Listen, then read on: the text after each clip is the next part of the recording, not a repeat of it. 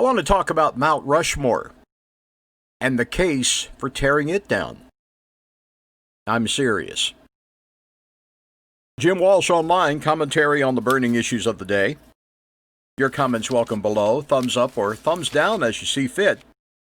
Please subscribe and ring that birthday bell for future notifications.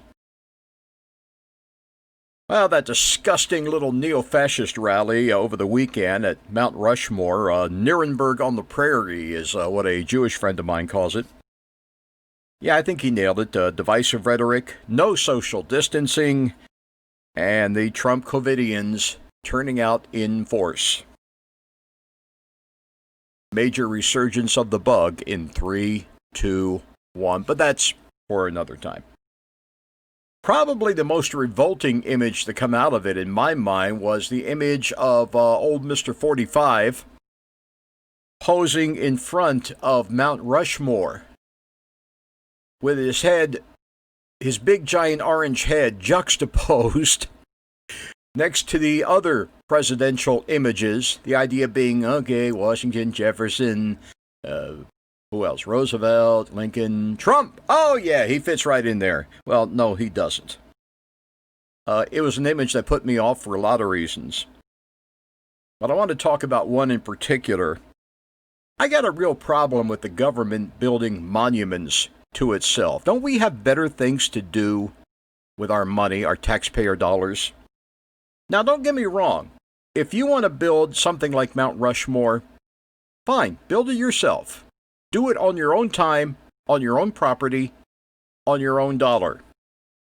As for Mount Rushmore, tear it down or get somebody to buy it and pay to move it if that's possible. I'm fine with that. And put it on their property. You know, there's plenty of rich old geezers, ultra-conservative types who have more money than sense, who I'm sure would be perfectly willing to do it if they can't get the rest of us taxpayers to take care of it for them. Now, you're probably sitting there thinking, hey, you're rolling your eyes going, here we go. Okay, Jim, who could possibly be against Mount Rushmore? Well, a lot of people could, actually. Let's start with the Native American community. They've gotten such a raw deal over the last few centuries. Mount Rushmore, of course, supposedly a shrine to democracy built on stolen Indian land. The Cheyenne River Sioux tribal chairman, his name is Harold Frazier. They wouldn't even let him have his Indian name. They made him change it to a white name. He said on June 30th that for the great Sioux Nation, nothing stands as a greater reminder of a country that cannot keep a promise or treaty than the faces carved into our sacred land on what the U.S. government calls Mount Rushmore. So true. Sioux Tribe President Julian Bear Runner, he kept his Indian name, but they both called for the removal of the carving. Hear, hear. Now, a quick note about the four gentlemen whose faces adorn the monument. They all had their moments as leaders, but they all do have things in their past that are associated with racism and oppression of the non-white races. Yes, Washington was the nation's first president. He was a founding father, one of the greatest. But yeah, he had slaves.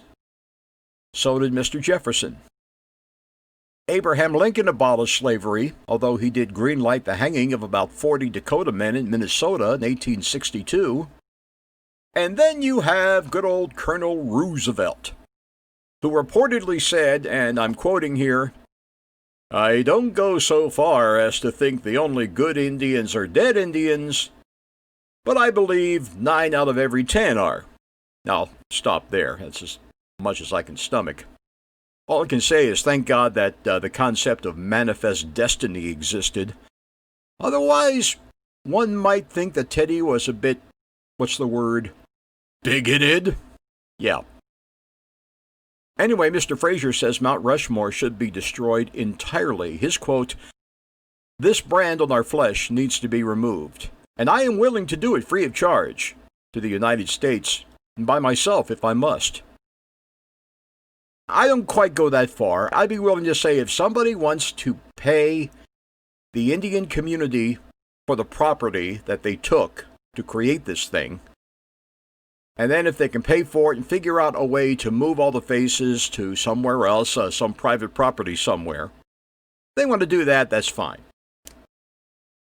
Of course, South Dakota's incredibly white-bread governor, Kristi Noem,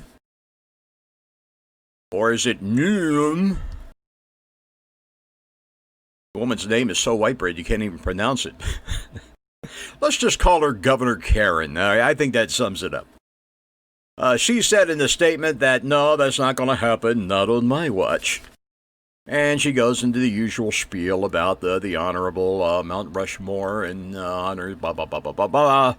I don't think she put the term manifest destiny in there, but it would not have surprised me if she had. Anyway, so Governor Karen and all the Trumpites, they showed up at this disgusting little Nuremberg-like rally the other day in front of Mount Rushmore. And again, I've got a real problem with the government building monuments to itself. If you're a person who reveres Robert E. Lee or John Wayne or even, I don't know, Che Guevara, whoever, here's what you do. You commission a statue, you pay to have it built, erected, and maintained on your own damn property. You know, you see these people, every once in a while you see somebody walking around with a Mao Zedong t-shirt or a Che Guevara t-shirt. And as revolting as that may be, at least they actually had to go out and buy the shirt with their own money. They're not forcing you to support them and their twisted ideas with your taxpayer dollars. By the way, anybody who goes carrying pictures of Chairman Mao, well, I refer to John Lennon's song Revolution for, the definitive advice on that subject. So you have Mount Rushmore. And by the way, have you ever been to Mount Rushmore? I can tell you this. It's the ultimate example of something that really doesn't live up to the hype. You drive up a side of the mountain, and they put you behind a rope or behind a fence, and the images are so far away you can't even see them clearly unless you drop some money in that binocular thing they have there and look through that. And they charge you for that, of course. It's really unimpressive. It's positively underwhelming. The ultimate example of something that doesn't live up to the hoopla surrounding it. The word I would put is disappointing. Very disappointing image. Now, you want to save Mount Rushmore? Fine. Here's what you do. Get some money. Go look up some of these rich white people that we have around the country. This country seems to be full of these ultra right-wingers who have more money than sense. Some of those oil men in Texas. How about that wacky family that owns Chick-fil-A? Or the Papa John's Pizza, that guy, or Herman Cain, if and when he recovers from the coronavirus. I still think there's one Koch brother left, right? Well, get these guys together and say, hey, we want to preserve Mount Rushmore, and we want to put it on private property. Because yay capitalism, right?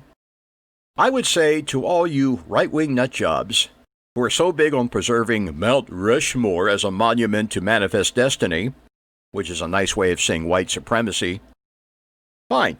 Put your money where your mouth is. You tear it down and rebuild it, or you buy the images and move them if that's possible, and you put them up again on your own property, again, your own time, your own dollar, your own expense, your own sweat, your own labor, and leave me and the other taxpayers the hell out of it. We don't need to be blowing taxpayer money, especially now. With everything going on in this country, the last thing we need is to be blowing taxpayer funds, erecting monuments so the government can get off to itself. So yeah, you want Mount Rushmore? You pay for it. And leave me out of it. Otherwise, please shut the hell up about it.